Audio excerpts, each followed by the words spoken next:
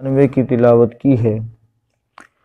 دعا ہے اللہ رب العالمین اس آیت مبارکہ کا معنی مفہوم سمجھ کر عمل کی توفیق عطا فرمائے۔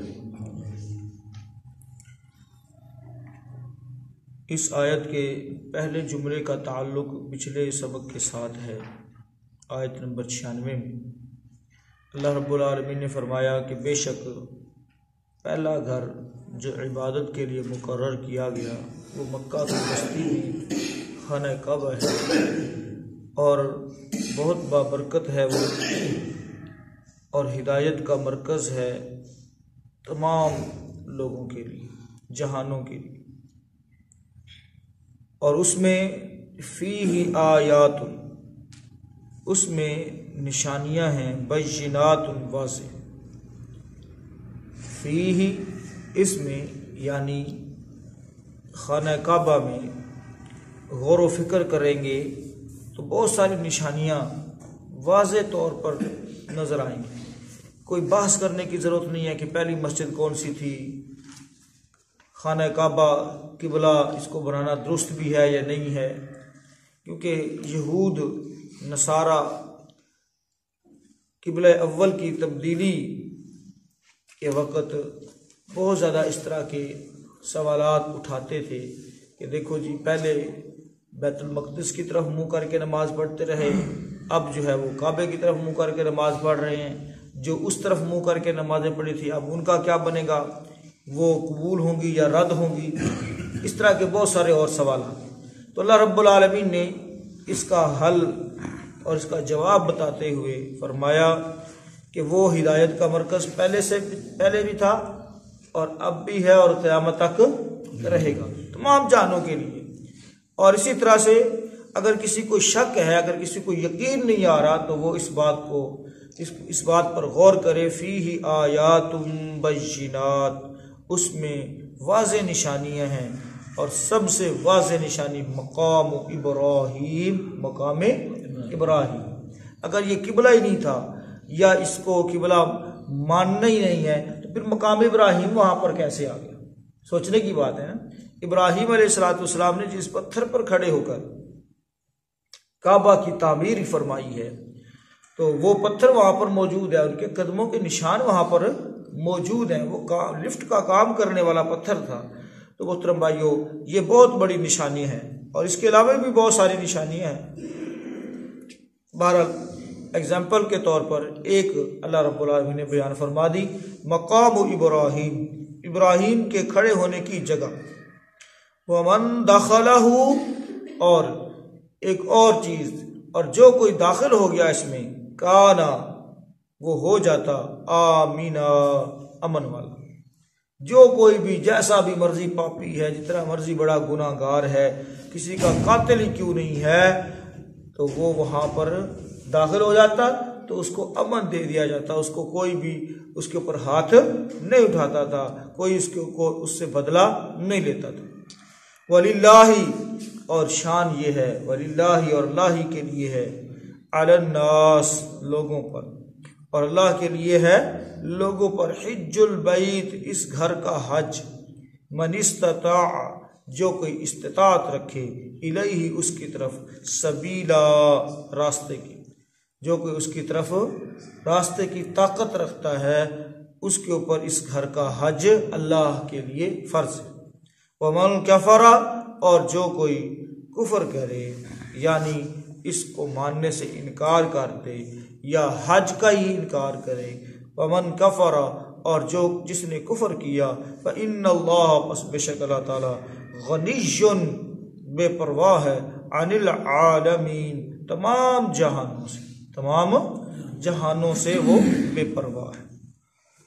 ترجمہ دوبارہ سے دیکھیں، فیہ آیات بینات مقام ابراہیم، اس میں واضح نشانیاں ہیں ابراہیم کے کھڑے ہونے کی جگہ، ومن دخلہ، اور جو کوئی داخل ہو جائے اس میں، کان آمنا، وہ امن والا ہو گیا، وللہ، اور اللہ کے لیے ہے، علی الناس، لوگوں پر، حج البیت، اس گھر کا حج من استطاع الیہ سبیلا، جو اس کی طرف راستے کی طاقت رکھے، یعنی زاد راہ، سفر کے اخراجات وغیرہ وغیرہ یہ سب کچھ۔ ومن کفر، اور جس نے کفر کیا، فإن اللہ، پس بے شک اللہ تعالیٰ، غنی بے پرواہ ہے، عن العالمین، تمام جہانوں سے۔ محترم بھائیو، آج کا جو ہمارا سبق ہے اس میں بنیادی طور پر فریضہ حج کا، یعنی حج کا فرض ہونا، یہ سمجھایا گیا ہے کہ حج اسلام کے بنیادی ارکان میں سے ایک رکن ہے، اور یہ ہر اس بندے پر فرض ہے جو اس کی استطاعت رکھتا ہے، مالی اعتبار سے، جانی اعتبار سے۔ مالی اعتبار سے مراد کے وہ جانے کے سفر کے اخراجات ہیں وہ رکھتا ہو، اور اسی طرح سے جانی حوالے سے کہ وہ اس قدر بیمار نہ ہو کہ کوئی سفر نہ کر سکتا ہو، یا اس قدر بوڑھا یعنی اس قدر ضعیف العمر نہ ہو کہ وہاں پر جا کر حج کے جو ارکان ہیں وہ بھی پورے نہ کر سکے۔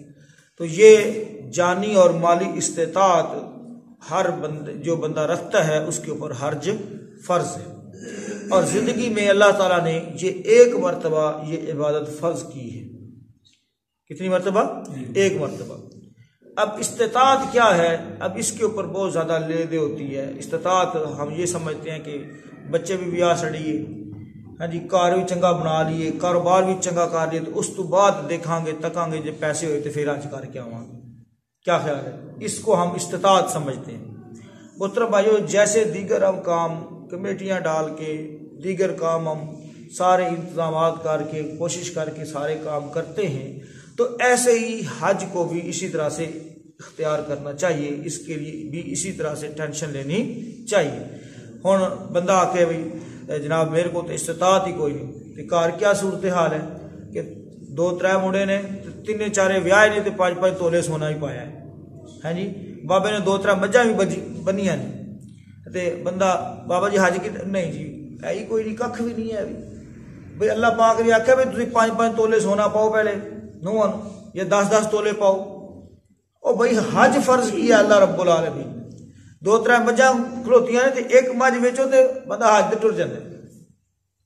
یعنی یہ صورتحال ہے اس وقت، اتنا ریٹ ہے، لیکن ہم نے وہ ساری چیزاں سی گل نہ لائیاں نے تے حج دے باری او جی ہے ہی کوئی شے نہیں، استطاعت ہی کوئی نہیں۔ جے پھر کوئی ٹر بھی گیا کسی آکھن سنن نال تے جانا ادوں ہے جدوں بالکل بندہ ہلن تو بھی قاصر ہے۔ تو یہ محترم بھائیوں حج کے ساتھ ہمارا سلوک ہے۔ اللہ رب العالمین کے جو فرض کردہ احکامات ہیں ان کے ساتھ ہمارا یہ سلوک ہے، تو باقی احکامات تو اس بات کو اچھی طریقے سے سمجھ لیں۔ اللہ رب العالمین فرمایا وَلِلَّهِ عَلَى النَّاسِ حِجُّ الْبَيْتِ مَنِ اسْتَطَاعَ إِلَيْهِ سَبِيلًا، جو سب اس راستے پر جانے کی ہمت طاقت رکھتا ہے اس کے اوپر فرض ہے یہ حج، یہ اللہ رب العالمین کی طرف سے فریضہ ہے، اس کو ادا کرنا ہے۔ اللہ اکبر۔ اور محترم بھائیو، یہ ایسا فرض ہے جس کو اگر آپ پورا نہ کر سکیں اپنی زندگی کے اندر، اور کہہ لیں کہ فرض تھا لیکن موقع نہیں ملا، تو ایسے میں اس کو دوسرے انداز سے بھی پورا کیا جا سکتا ہے، جسے کہتے ہیں حج بدل۔ کیا؟ حج بدل، یعنی رسول اللہ صلی اللہ علیہ وسلم کے پاس مسئلہ پوچھا گیا کہ اللہ کے نبی صلی اللہ علیہ وسلم، میرے ماں کو یا باپ کو ایک صحابی پوچھا کہ اس کے اوپر حج فرض تھا لیکن سستی ہو گئی، نہیں کر سکے، اب اس کے بارے میں کیا فرض ہے، یعنی کیا حکم ہے؟ تو اللہ کے رسول صلی اللہ علیہ وسلم نے اس کو قرض سے تشبیہ دی اور پوچھا کہ اگر تیرے والدہ پر یا والد پر کوئی قرض ہوتا تو کیا خیال ہے، اس کو پورا کرتا کہ نہ کرتا؟ کہتے ہیں جی سائل نے کہا اس کو تو پورا کرنا تھا۔ تو اللہ کے رسول صلی اللہ علیہ وسلم نے فرمایا فَقْضِ اللَّهِ فَهُوَ أَحَقُّ بِالْقَضَاءِ، اللہ کا قرض بھی پورا کرو۔ کیا کرو؟ اللہ کا قرض بھی پورا کرو اور اللہ کا قرض ادا کرو، کیونکہ وہ پورا کیے جانے کا زیادہ حقدار ہے، زیادہ حقدار ہے۔ تو محترم بھائیو، یہ اللہ کا قرض ہے، جتنے بھی فرائض ہیں یہ اللہ کا کیا ہے؟ قرض ہیں، ان کو پورا کرنا چاہیے، اور اس کو جو بندہ پورا کرتا نہیں، اہمیت دیتا نہیں اور محترمہ یہ دنیا سے چلا جاتا ہے تو اس کے بارے میں کیا فتویٰ ہے؟ اللہ کے رسول صلی اللہ علیہ وسلم نے فرمایا جس کے پاس ہمت ہے، طاقت ہے، اس کے پاس وسائل ہیں، اس کے باوجود وہ حج کے لیے نہیں نکلا، نہ کوئی رکاوٹ تھی جیسا کہ ان دنوں میں رکاوٹ چل رہی ہے، ٹھیک ہے، یعنی فلائٹیں بند تھی، یہ 2 سال تقریباً ہو گئے، تو اس دوران اگر بندے کے اوپر حج فرض ہوا اور وہ نہیں جا سکا، اس کو موت آ گئی تو الگ بات ہے، یعنی کوئی رکاوٹ بھی نہیں تھی، کوئی رکاوٹ بھی نہیں تھی، صحت مند تھا اور وسائل بھی اس کے ساتھ اس کے پاس پورے تھے، اس کے باوجود وہ حج کے لیے نہیں گیا، حج کے لیے نہیں گیا، تو فرمایا وہ یہودی مرے یا عیسائی مرے اس کی مرضی، اسلام ملت اسلامیہ سے اس کا کوئی تعلق نہیں، تو یہودی مرے یا عیسائی مرے۔